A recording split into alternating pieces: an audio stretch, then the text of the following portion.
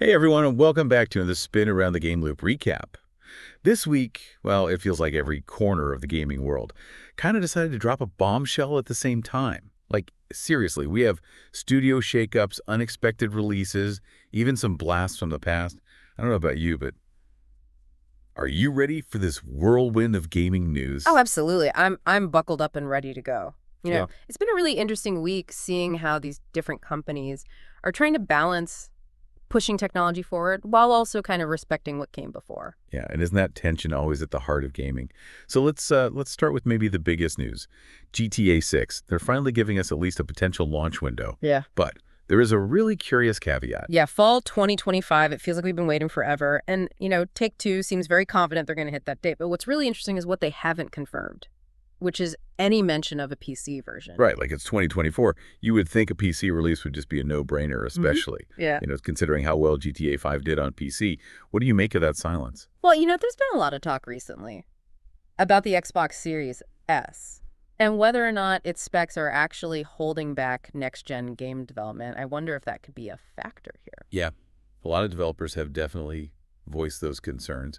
But on the other hand, you also have like Take-Two's CEO saying Yeah. they're quote-unquote not really worried about the Series S for GTA 6. And that's what makes this so interesting. Yeah. Because if you look closely at what that CEO actually said, his focus wasn't really on technical limitations. It was all about audience size.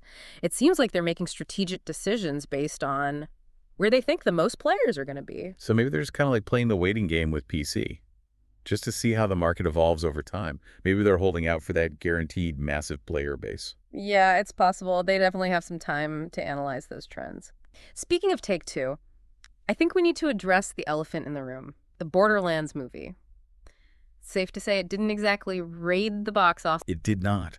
Kind of landed with a thud, and it wasn't just a financial flop. Both the studio head and the Take-Two CEO have admitted that it just didn't quite meet expectations creatively. Yeah, they weren't really mincing words there. And then you have that very cryptic quote from the Lionsgate CEO. He said, quote, "Nearly everything that could go wrong did go wrong." I mean, what does that even mean? Seriously. It's like a giant flashing neon sign that says behind the scenes drama here. But here's the twist. Despite that movie being a critical and commercial disaster, the game sales actually went up. It's almost like all publicity is good publicity. Maybe even a terrible adaptation could spark curiosity and drive people to check out the source material. Yeah, maybe that's their secret marketing strategy. Just kidding. But it does raise questions about that relationship between game adaptations and their impact on the games themselves. Absolutely. And to their credit, Take-Two has been very clear that they're not going to just greenlight adaptations just for the sake of it. Quality is still very much a priority. Good. On a slightly more somber note, Take-Two also announced that they are selling off Private Division, which was their indie label. Yeah, and this comes after those layoffs they had earlier this year. Unfortunately, it wasn't just a restructuring. They officially shut down Roll7 and Intercept Games. So Ollie Ollie World and Kerbal Space Program 2, those are basically done. That's a big blow. It really is, and it just goes to show how difficult the reality is for studios, even under the umbrella of these big publishers. And if you look at the Take-Two CEO's comments about wanting to focus on quote-unquote great big hits. It makes you wonder about the future of those smaller, more niche titles. Are they going to get squeezed out? It's a valid concern for sure. There's definitely this big push towards these blockbuster franchises. But I don't think the indie scene is going anywhere. I think it just might need to adapt and find some new ways to thrive. Let's shift gears a little bit from the Take-Two roller coaster and talk about Nintendo. They finally confirmed some concrete details about that next generation of Switch. And it's really good news for those of us with overflowing game libraries. Backwards compatibility is a go. It's a big win for Switch owners who have built up their collection over the years, myself included. Oh, yeah. It's a smart move for Nintendo. It really alleviates that fear of your games becoming obsolete when the new hardware launches. So it really builds excitement and goodwill right out of the gate. Yeah. They've also confirmed that Switch Online will carry over continuity. It seems like they're really trying to make this transition as smooth as possible. If you think about what this tells us about their strategy, backwards compatibility, consistent online services, they're building this bridge between the current Switch and whatever comes next. It's not a hard reset. It's a natural evolution. That makes sense, especially since they did just lower their sales forecast for the current Switch. Which is not really a surprise given all the anticipation building up for that new console. Yeah, a lot of people are holding out. waiting to see what the Switch 2 has to offer. So that creates this really interesting lull in the market right now.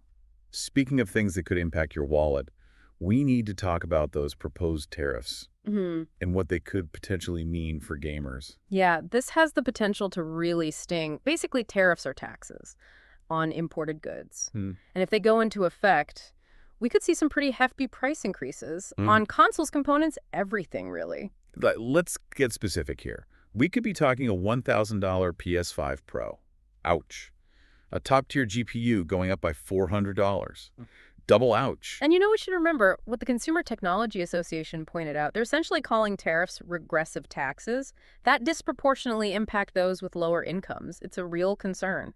So should gamers be, panicking right now, or is this more of a wait-and-see situation? It's hard to say for sure. A lot depends on how the political landscape plays out. But it's definitely something to keep an eye on, especially if you're planning any big gaming purchases in the near future. Noted. Okay, let's cleanse the palate with some good old-fashioned retro gaming news, even though it comes with a bit of a sting. Sega is going on a delisting spree. Over 60 classic games are vanishing from digital storefronts. Crazy Taxi Jet Set Radio Golden Axe. You can kiss that easy access goodbye. I don't get it. Why would they do this? And without any explanation. I know, right? No reasoning provided whatsoever. It's a real head-scratcher. I will say, though, to be fair, some of those games are still going to be accessible through services like Nintendo Switch Online. True, but it's a very limited selection. And it doesn't really address the bigger issue of game preservation, like what happens when those services inevitably shut down. Yeah, it's a worrying trend. But hey, silver lining. They're developing a new Virtua Fighter game. Virtua Fighter's back. Wow, that's a name I haven't heard in a while. We don't have a ton of details yet. Could be a mainline entry, a spin-off, who knows? We'll have to wait and see. Fingers crossed for a proper Virtua Fighter 6. At least it shows that they are thinking about their legacy, even if their approach to preserving it is a little questionable. Speaking of blasts from the past making a comeback, get this. Death Stranding Director's Cut just shadow-dropped on Xbox. Wait, seriously? The game that was practically synonymous with PlayStation is now on Xbox. I know. It's a sign of the times. And for £18, it's a steal for anyone who's been curious about Kojima's, shall we say, unique style? I sense a bud coming. Well, it is worth noting that this release coincides with Kojima Productions gaining full ownership of the Death Stranding IP. They're free to do whatever they want with it now. And they're doing a lot. Death Stranding 2 is in development, and now this Xbox release makes you wonder if Kojima might be cooking up something else with Microsoft, too. Maybe that long-rumored Xbox-exclusive project. The plot thickens. Only time will tell. Okay, I need to fanboy out for a second here. About some Gears of War news. John DiMaggio and Carlos Ferro are back for Gears of War E-Day. Yes. Marcus and Dom reunited at last. They even tweeted, quote, "We are S back." You can tell how much this means to the fans. Yeah, and it's not just a nostalgia cash grab. E-Day is a prequel set 14 years before the original Gears.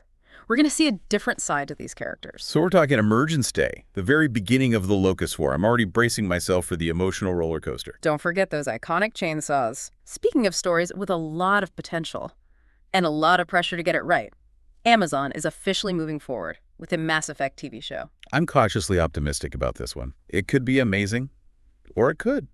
Well, We know it's being written by Daniel Casey, who worked on Fast and Furious 9, and 10 Cloverfield Lane. So car chases and monsters on the Citadel? I mean, I wouldn't necessarily hate it. Hopefully it leans more toward that Cloverfield Lane vibe. Intense claustrophobic sci-fi. But there are some inherent challenges in adapting a game like Mass Effect, especially when it comes to player choice and defining Shepard's personality. Yeah. A former BioWare writer even said that he was cringing at the thought of these adaptations because of those exact challenges. It's a valid concern. How do you translate a story that's so reliant on player agency to a passive medium like television? It's a big gamble, for sure. It is. Will Amazon's Mass Effect soar like Fallout or... Time will tell. Time will tell. I think we need to take a break here. We'll be right back with more gaming news, including a deep dive into all the latest Call of Duty updates.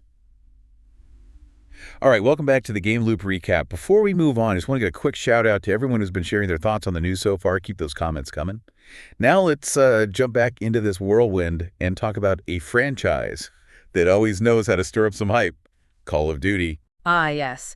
The yearly dose of explosive action.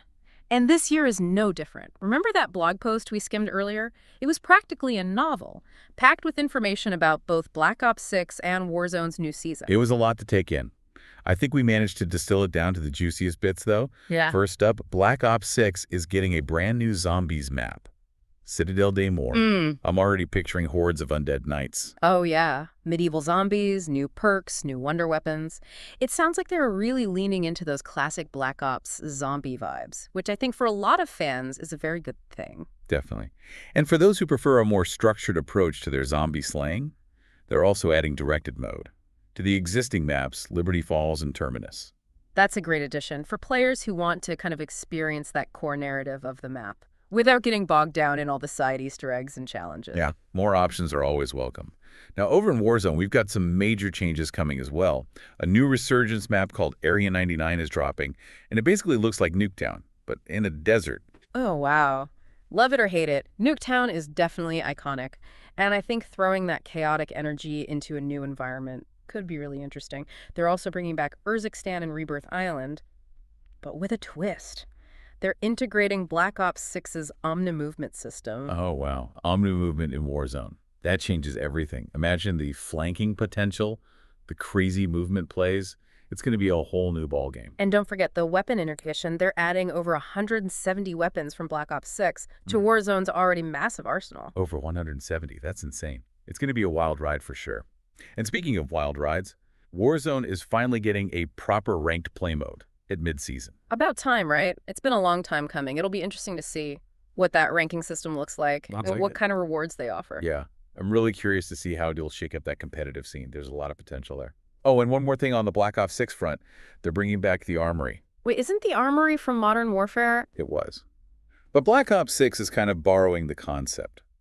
Essentially, it allows players to catch up on content they may have missed from previous battle passes and events. So if you didn't grind enough to unlock that awesome operator skin last season, now you've got another chance. Exactly. It's a nice way to give players more flexibility and control over their unlocks. And speaking of unlocks, the Season 1 Battle Pass is looking absolutely stacked. New operators, weapons, cosmetics, all the usual suspects. But the quality seems to be a step up this time around. And of course, there's the Black Cell option. For those who want to go all in, comes with all the extra goodies, including the new operator Goliath. Dude looks like a walking inferno. I've got to admit, Goliath is pretty badass.